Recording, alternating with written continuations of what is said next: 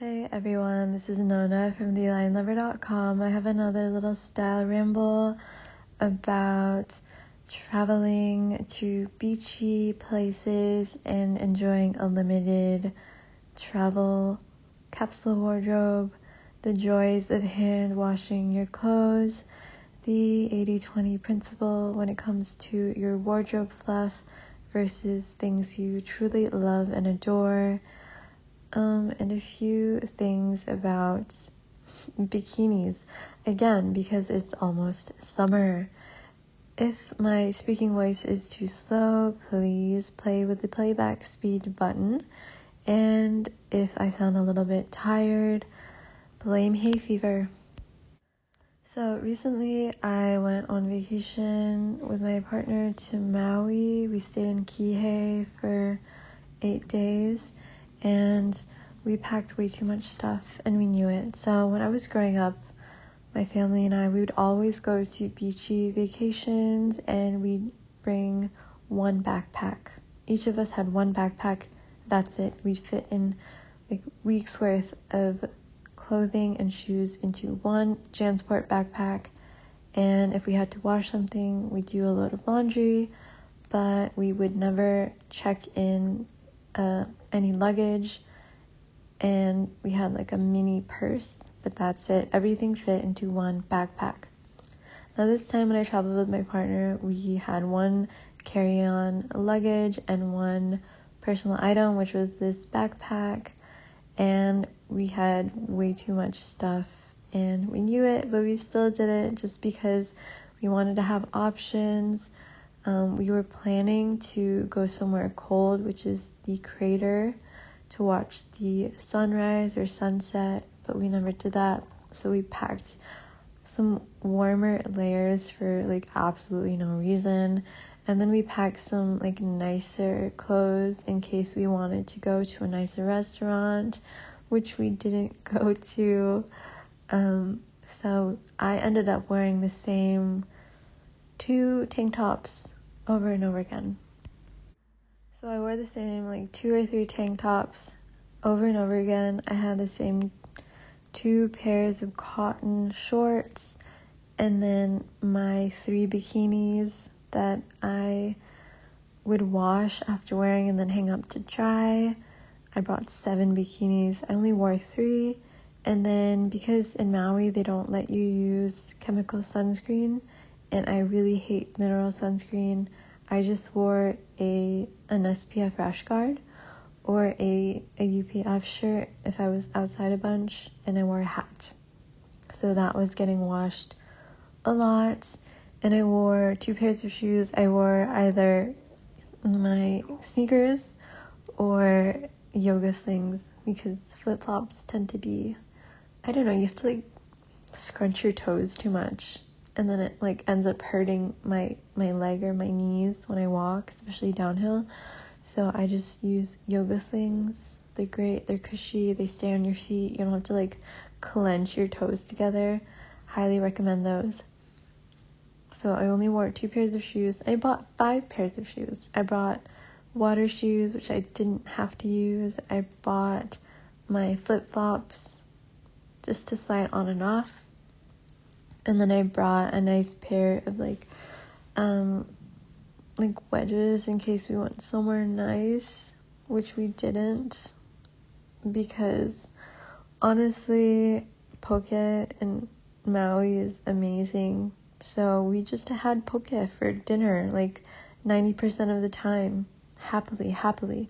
We went to Foodland or Times Market in Kihei, and we just ate so much poke. I would just make some rice at the condo, and then like a little cucumber avocado salad for some crispness, maybe some like soy mirin eggs, and then we just have poke, and it was amazing.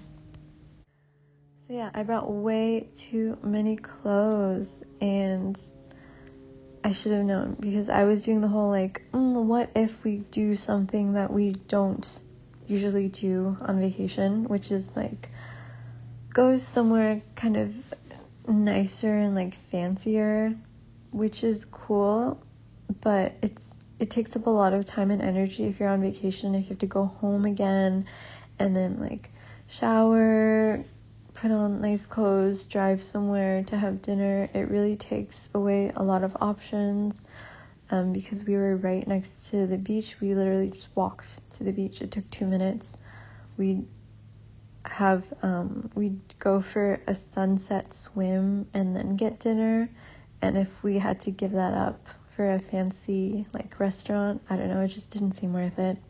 So yeah, we didn't need any warm clothes because we didn't end up going to the crater, and we didn't need any nice fancy clothes because Phuket is like amazing and superior. So I brought way too much stuff. What else did I bring in my luggage that took up so much room? Well, I brought my V60 coffee pour over because that's just like something I need. I don't trust coffee machines, and I'm not going to go out and buy $4 coffees. That's like $8 every morning. No, I'm just gonna make my coffee at home. And then I brought like these Tupperwares for storing cut fruit, which I highly recommend. A lot of condos don't have like anything to store fruit in. I mean, you can like put a plate over a bowl, I guess, but bringing some Tupperwares doesn't take too much space in your luggage, and I think it's just a really great thing to have. You can just like put fruit in it and then put it in your tote bag and then go somewhere and have like the most amazing cut up pieces of pineapple anywhere you want. So yeah, I brought too much clothing. And that brings me to the point that if you go into your closet right now, I'm willing to bet that you only really love and adore about 20% of your clothes, and the 80% is like filler, it's fluff. You don't really love it because something's off about it. Maybe it's the material or the color, or it only fits you when you're standing up and it's not very comfortable to actually move around in. The item is too niche, it's too specific, or it's like a costume item that you only wear to, I don't know, put on a certain persona or role. And if you look at the 20% that you really love and adore, there's probably going to be a pattern or a theme to them. They're going to be similar, I guess, in shapes on your silhouette. So items that flatter your body highly, and then they just feel really comfortable, and they're in colors that you absolutely love.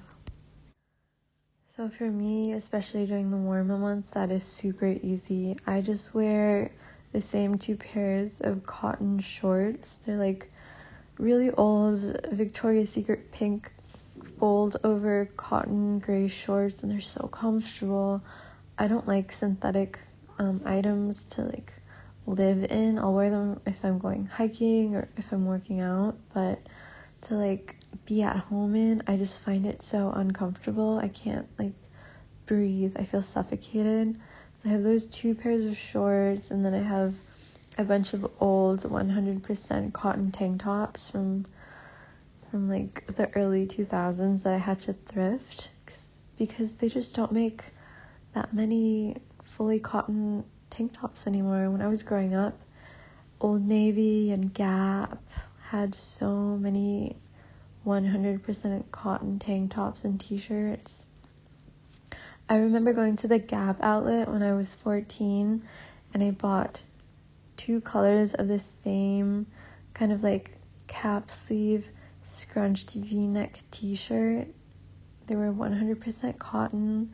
One was like a faded raspberry, and one was like a smoky teal color, and I just adored them. I wish I still had them. And this was way before I knew anything about seasonal color, and those colors were definitely in my soft summer palette, my, to specify, deep soft summer palette, because I like the deeper colors of the soft summer palette more on me. I wish I still had them. Maybe I can thrift them. Maybe someone has like donated them or something. But anyways, the same tank tops, and I rotate between 2 cotton yukatas. I don't know if I pronounced that correctly, but they're these Japanese cotton pajamas. and they're so comfortable, airy, gauzy, and they have 2 ties. So with a regular bathrobe, they usually come undone because there's only 1 tie, but with the yukata, there's an interior tie, and then there's an exterior tie, so it's secure, it stays in place, and I love them so much. And if I'm going to bike to the beach, I'll just throw on the same cotton bomber jacket, which I adore, or a utility jacket, and some cotton joggers to ride in. And then I wear the same sneakers and yoga slides or flip-flops when it's warm. And if it's really hot, then I'll wear silk pajamas. And these clothes are so easy to wash by hand. I love the process of hand washing clothes. I just fill up a little basin, this collapsible basin, with water, and then I put a few drops of detergents in there and get to work. So apparently a lot of us have been conditioned to use way too much detergent. According to a laundry expert on Instagram, his name is Jeeves NYC, you only need about 1 tablespoon of high efficiency laundry detergent for 1 load of laundry, 2 tablespoons if it's extra dirty or soiled. And I'm sure a lot of us have been using like capfuls and capfuls of detergent, but what happens is that the detergent stays on the fabric. It just doesn't wash off, and then your clothes aren't actually clean because there's still soap on it. If you imagine like having shampoo in your hair and not washing it out completely, that's like what's happening with our clothes. So yeah, we don't really need that much detergent, but I love hand washing my summer clothes. They're just so easy to wash, not like winter clothes. It's impossible to hand wash those. And I really like to splurge on nice detergent if I'm hand washing. I love Dirty Labs detergent. It smells so good. When the laundress was a thing, before they had their lawsuit, right? I tried out a bottle of their stuff, and I don't know if I was using too much or if it was just the formula, but I don't know, it would always leave my clothes overly scented with the detergent, like it didn't wash off, and it would kind of make me irritated, like my skin would get a little bit itchy. So I don't know. But that leads me to this fascinating little thing about washing clothes, or drying clothes rather. If you dry your clothes in the sun, what happens is that this photoreactive process occurs, and the sunlight reacts with like the drying water or something and like the clothing polymers, and it creates this very distinct scent. So you get that sun-dried laundry scent. But if you have like cotton clothes drying in the sun, it actually becomes kind of crispy or rigid because the wet polymers align in a certain way when they're drying in the sun. And for example, if you do this with like a towel, it's very apparent, and it dries very rigidly. So if you have cotton clothing, I recommend drying it in the shade. That's what I do, because it gets a little bit too hard and crispy in direct sunlight. But yeah, there's just such a joy to hand washing your clothes. You like appreciate your clothes more, and I don't know, I feel like the loving attention just infuses the clothing with, I don't know, good energy and your aura, and then it just kind of like tricks you into liking that piece of clothing more because you put work into it. It's like it's good if you like the piece of clothing and it serves you, but if you start putting your attention and care into things that don't serve you, it's kind of like having a bad boyfriend or a bad relationship, a bad partner, and you want to hold on because you put so much work into it. Yeah, I doubt it's going to be too strong. That effect is going to be too strong with hand wash laundry, but that just made me think of that. So yeah, love doing that, especially in the summer. It's just like a nice little mini pool for your forearms. I don't know, it's just a nice slow life process that I think is such a luxury. I don't have to do it, but I do it, and it honestly saves me a lot of money on the laundry bill. So also when it comes to caring for clothes, are you more of a folder or a hanger? If I could just hang all my clothes, I would. I don't know. I like seeing them kind of dangling off of a hanger. But my closet is too tight. I did get these cool little chains. So they're these links. They're vertical links, and there's a hanger on top. So you hang these links, and then you can put individual hangers on the links. So it like is a descending chain of clothes. So that is a good way to maximize closet space.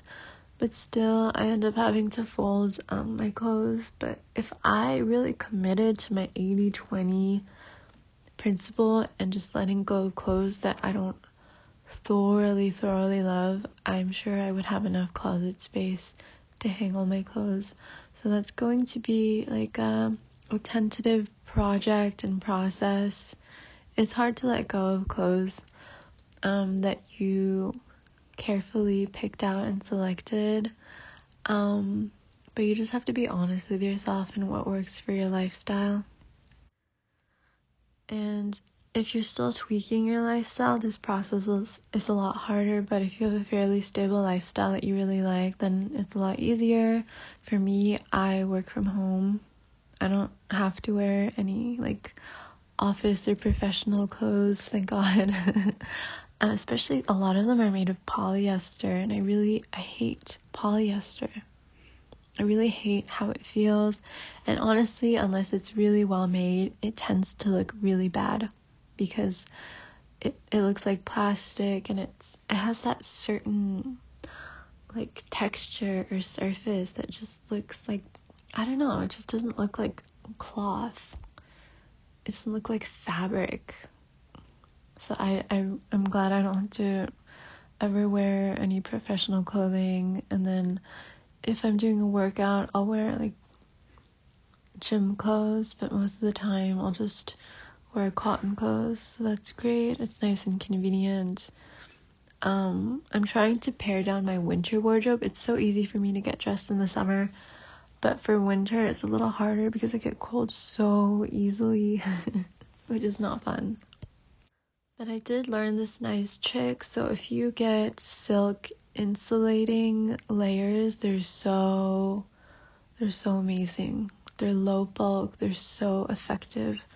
I thrifted mine. They're from REI. They're these silk leggings. They're so thin, but you wear them like any thermal underwear, and they really trap heat, especially if you tuck the bottom of the thermals into like higher cut cotton or wool socks. You will be warm. And the same thing if you get the Uniqlo, the thermal t-shirts. Those things are amazing. And that's one way to bring down the bulk of your winter wardrobe. I really hate bulky winter items. They look terrible on me, and I hate the feeling of having too many clothes on. It makes me feel suffocated and like I can't move. I really hate it. I hate it so much. So anything that brings down the volume or bulk of my clothing is super welcome. So I'm starting to figure out a very low volume, low bulk winter wardrobe. I'll keep you guys posted. But yeah, anyways, just like looking into your wardrobe and being honest with yourself is such a process.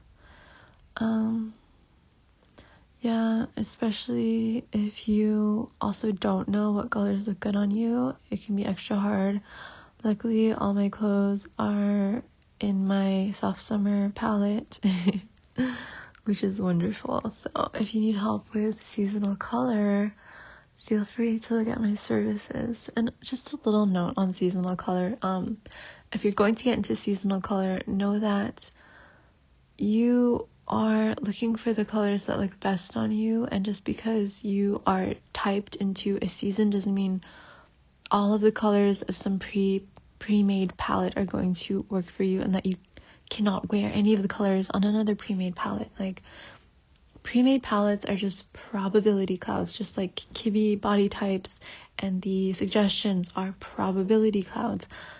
There is no real like set of colors that you can only wear. There are no real like constraints on what clothes you can wear. You know, they're just like little blobs of what is likely to look really good on you, but you can't limit yourself to pre-made collections of items or styles or colors. It's just a guide. It's just a starting point. You know, you have to develop your own style. You can't just like download it from the internet, especially if you just download some pre-made template. Like, it's not going to fulfill you. Or if you do want just like a pre-made thing, just get like just create a uniform that's more utilitarian and less about like expressing yourself. Everyone has different needs. But yeah, if you need help with that, check out my style services too. Anyways, oh yeah, one more thing. I wanted to talk about bikinis really quick. So I noticed this. If you have slim to like normal hips, normal with hips, like, okay, not normal, but if you have average hips, they're not curvy, you don't have like hourglass hips, or if you have slimmer hips, it's hard to find high cut bikini bottoms that will like fit snugly. What happens, I notice it, like there's too much volume or like empty space in some areas, and then it's too tight in other areas. But if you have like curvier hips, the higher cut bikinis tend to stay snug in a nice flattering way more easily. Again, this is not like a definite rule, but it's just an observation with myself and with people on the beach. And another little bikini tip, if you're just gonna lounge around in your bikini and you're not going to do like body surfing that might take your bikini bottoms away, which has happened to me, just size up, because it's not comfortable to lounge around in like super tight bikini bottoms. It's not fun. So don't be afraid to size up. Alright, that was today's ramble. I will whisper talk to you in the next episode whenever that occurs. Bye.